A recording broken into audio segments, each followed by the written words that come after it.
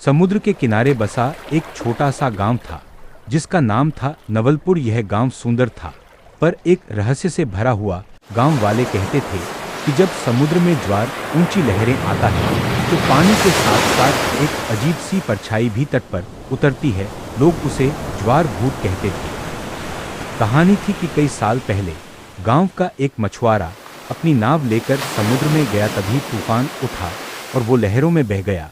उसका शव कभी नहीं मिला। कहते हैं उसकी आत्मा समुद्र की लहरों में कैद हो गई। तब से जब भी समुद्र में ज्वार उठता, लहरों के बीच से किसी आदमी की परछाई दिखती जिसकी आंखें अंगारों की तरह लाल होती। गांव के लोग रात के समय समुद्र किनारे जाने से डरते। बच्चों को भी सख्त मना था कि ज्वार के वक्त तट के पास न जाए।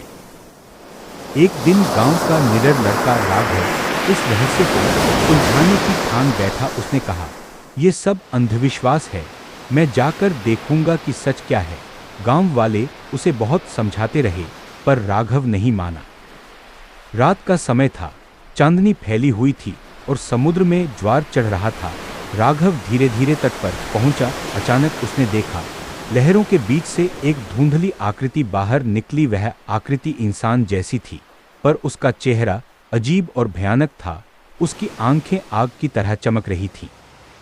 राघव का दिल तेजी से धड़कने लगा, पर उसने हिम्मत नहीं हारी। आकृति ने धीमी आवाज में कहा, मुझे मुक्त करो, मैं सदियों से इस समुद्र में कैद हूं। राघव ने साहस करके समुद्र में एक दीपक प्रवाहित किया और प्रार्थना की। तभी अचानक समुद्र शांत हो गया। वह परछाई लहरों में समा गई और कहीं गुम हो गई। अगली सुबह जब गांव वाले तट पर पहुंचे तो उन्होंने देखा कि समुद्र पहले से ज्यादा शांत और निर्मल था। राघव ने उन्हें सब कुछ बताया। उस दिन से गांव में लोग ज्वार से डरना छोड़ गए। कहते हैं कि मछुआरे की आत्मा को मुक्ति मिल गई थी और ज्वार भूत हमेशा के लिए विलीन हो गया।